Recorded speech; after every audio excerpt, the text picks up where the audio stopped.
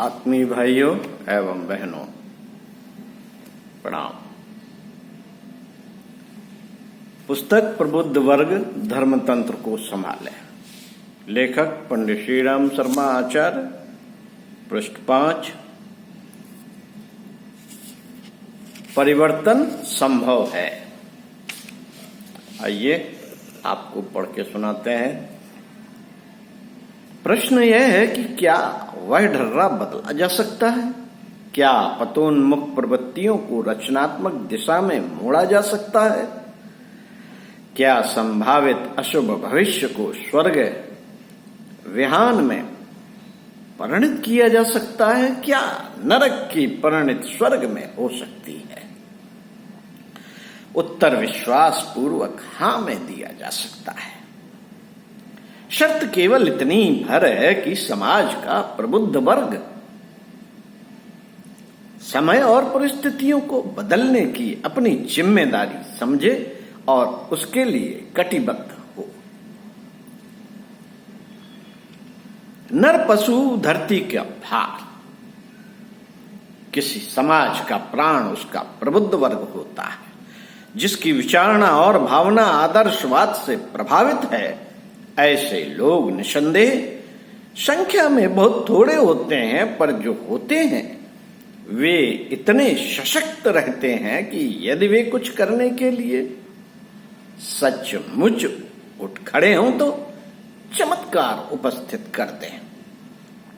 जनसमूह में ऐसे लोगों का बाहुल्य रहता है, जो रोटी कमाने और प्रजनन के फलस्वरूप कंधों पर आने वाली जिम्मेदारियों को वहन करने में अपनी छोटी सी सामर्थ्य का सारा ढांचा खपा देते हैं। एक तो वैसे ही महंगाई का जमाना है, और फिर आवश्यकताओं की नित नई बढ़ोतरी, इस पर भी स्वल्प योग्यता, स्वल्प साधन बेचारों का कचूमर इसी में निकल जाता है।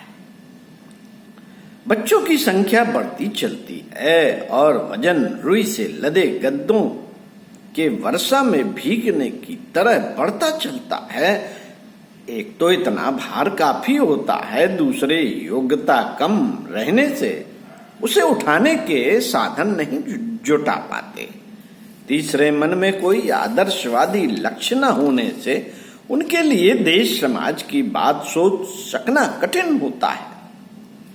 मस्तिष्क की छोटी सी परदी घूमती है तो केवल शरीर मात्र इंद्रिय तृप्ति या परिवार पोषण के दायरे में चक्कर लगाकर समाप्त हो जाती है।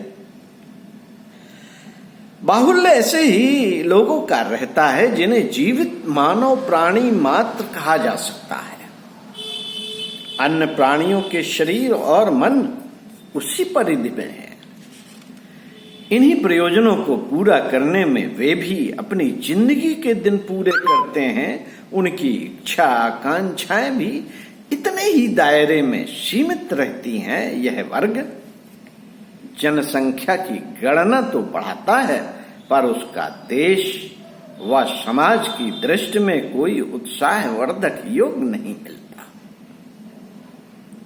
सच तो यह है कि यह वर्ग अनेक प्रकार की समस्याएं बढ़ाता रहा है।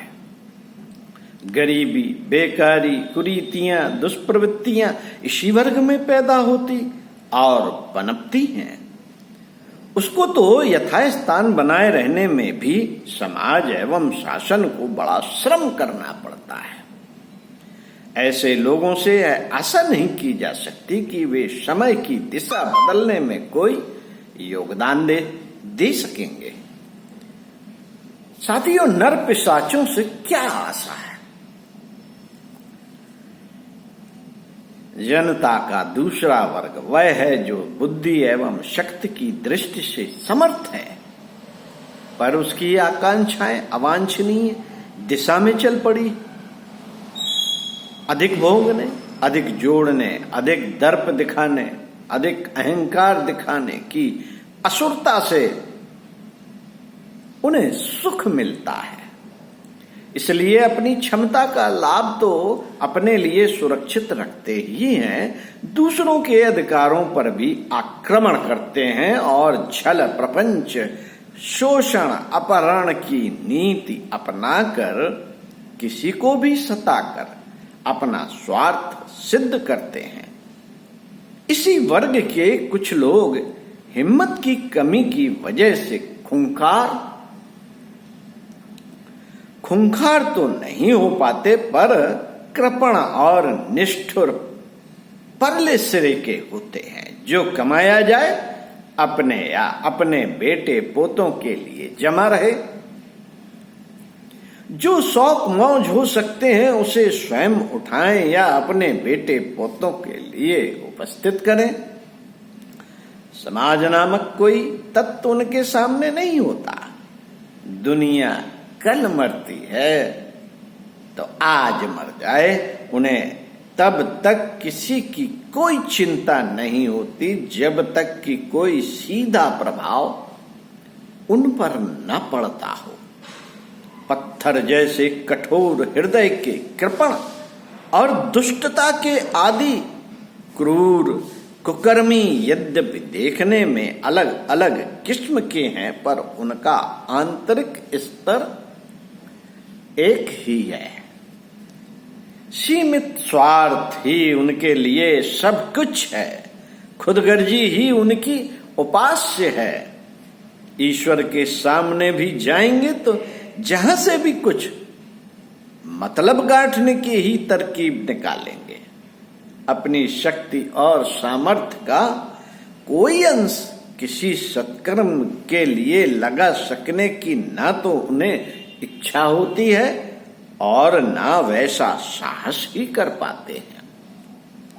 इस वर्ग की संख्या तो बहुत नहीं होती, पर जितनी भी होती है हर किसी के लिए समस्या एवं सिरदर्द बनी रहती है। उपर्युक्त दो वर्गों में से पहले को नर पशु और दूसरे को नर पिशाच कहा जा सकता है। इनके द्वारा समाज का भार बढ़ता और पतन होता है। इसलिए जहां तक किसी सुधारात्मक प्रक्रिया का संबंध है, उनसे कोई आशा नहीं की जा सकती। समस्याएं तो इन्हीं वर्गों के द्वारा उत्पन्न होती हैं। उलझने तो वे ही पैदा करते हैं। अवांछनीयता पनपती और बढ़ती इन्हीं वर्गों में से है। पहले वर्ग को यदि थोड़ा अधिक विचारशील बनाया जा सके और दूसरे वर्ग को उद्दंडता न करने के नियंत्रण में रखा जा सके